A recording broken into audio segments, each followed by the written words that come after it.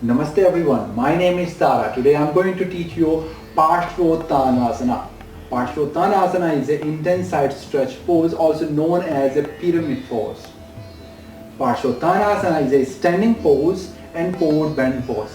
When we say standing, it means the grounding is most important, as we have learned in Tadasana pose.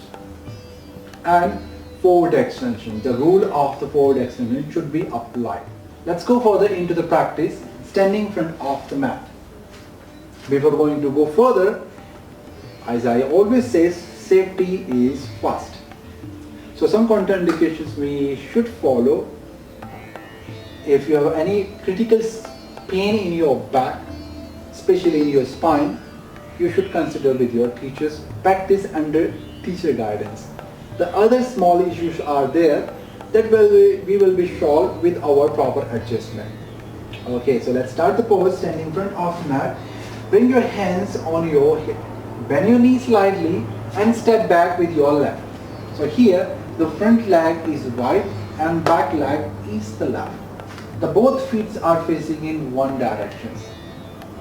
Now the distance from one feet to other feet is about 2 feet something, and always adjust according to your height of your body and length of your leg. So how do you know which length is sufficient for me? If I will go too far back here and I'm standing, naturally when you are standing in this pose, you can feel a pressure in your lower back. Your back is slightly tilting backward. Or if you are leaning forward, the more pressure is moving on your front foot and less is going towards your back foot. It means the stand is too wide for yourself. If I'm leaning this, creating pressure in my lower back and the back leg knee is dropping slightly in or creating pressure in the back leg knee, that means the stand is not sufficient for me. Or if I'm too close here, then the pressure is falling on my front foot. So carrying too much weight only on my one leg, which is not good for me. So I need to find the positions where I can feel my back is safe, where I can feel my knees are safe, where I can feel the pressure is distributed, equally distributed on my both feet. So this is the stand. Once you improve your practice, the stand will improve. As a beginner, the stand is sufficient for you. My front foot is facing wide straight towards the front. My back foot is facing wide straight towards the front, to making easy for myself. Maybe you have seen turning the back foot slightly in, not all the way in, slightly in, but it requires the flexibility from your ankles as I rotate, as I move my hip to twist to keep my hip squat. So it requires the rotations from the ankles, require rotation from the knee and little rotations from your femur bone. But if your leg is not ready, if your knee is not ready, if your ankle is not ready to go into this twist, this can be dangerous for you. So if you want to have safe practice, turn your back foot in and make the alignment easy for yourself. So there is no twist, just feet is facing forward. Actually it's a standing forward extension pose. So mainly the focus should be a grounding and the forward extension. Less challenges should be there to feel the proper pose, to get the proper benefit of standing forward extension. So let's go further from here. I'm keeping my hip square. From here, if I touch my hips, my both hips are in one level. The pointy bone on my front of my pelvis is facing forward.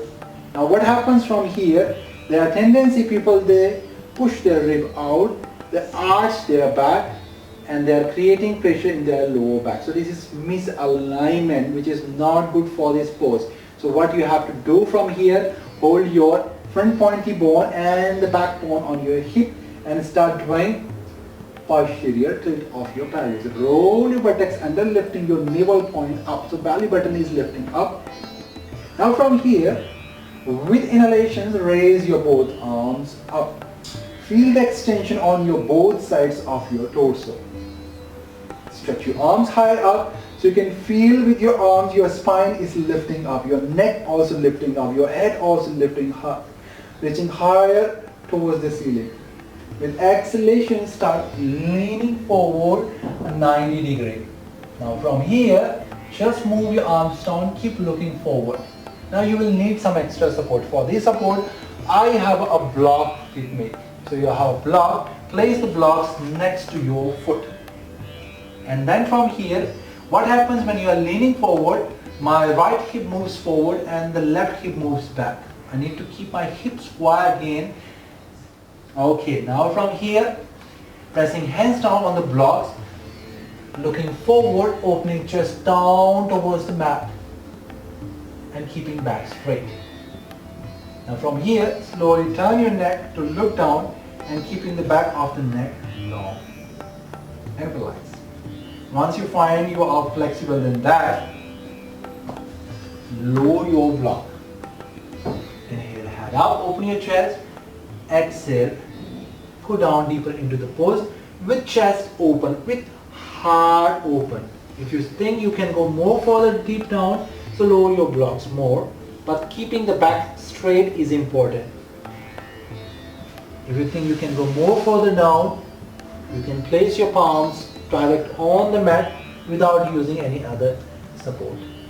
Now from here, inhale, stretch your arms and come up. Exhale, arms down to the side. As you can see, I have chair next to me. This is something I'm going to show you here. It's a normal chair we use in our home. You can use for your back extension to keep your back straight. So keeping my hips square, inhaling, raising arms up, exhaling, leaning forward, lifting my chest. I'm keeping my hands on my waist on top of the chair, pushing chairs forward to open my chest. So as you can see, my back straight. This is what we want for Parsvottanasana. And what we don't want is rounding back. Rounding back. With keeping the back straight will create a decompression in your vertebrae, which will release the stiffness from the vertebrae and create the strength and flexibility in your spinal muscles as well as in your spine. Some other few more points you have to focus when you practice this pose.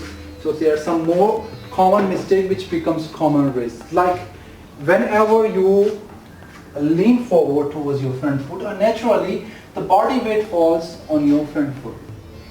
The weight will fall here. That means the weight is also falling on your front leg here, which is not good to carry a lot of weight on only on your front leg.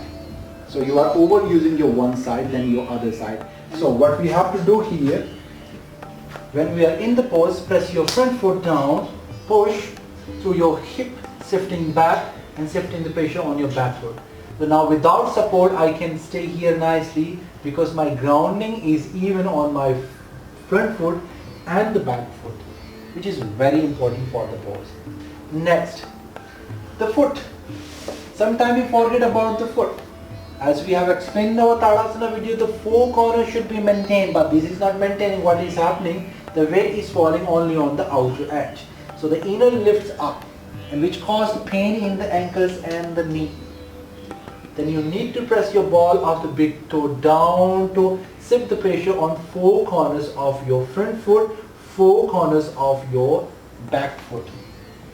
Okay, so this is a common mistake. Common misalignment becomes common risk. Another common misalignment is the knee, the front leg knee. Many of the people, they push their front leg knee back, or who has a hyperextended knee, they do like this. If you do this, you are creating hyperextension more, which will cause you weakening and knee pain. If you have already hyperextended knee, the back of your knee coming out, soften your knee by micro bending. So micro bend your knees, engage your calf, keep your knee relaxed. If the stretch is too intense for you here for the hamstring, your back is quite straight, then use the block to stay higher. But still, if it's difficult for you, you can micro bend your knee again to enjoy your pose. Just learn the grounding, learn the forward extension in this pose and get the benefit of the pose. So these are the few safety is required when you perform the pose. Just you correct your alignment so you can enjoy your pose, you can go more deeper into the pose, you can practice as a practitioner. You just follow the safe practice and someday you will see your level of the pose will change, will go in completely different level. So thanks for the watching.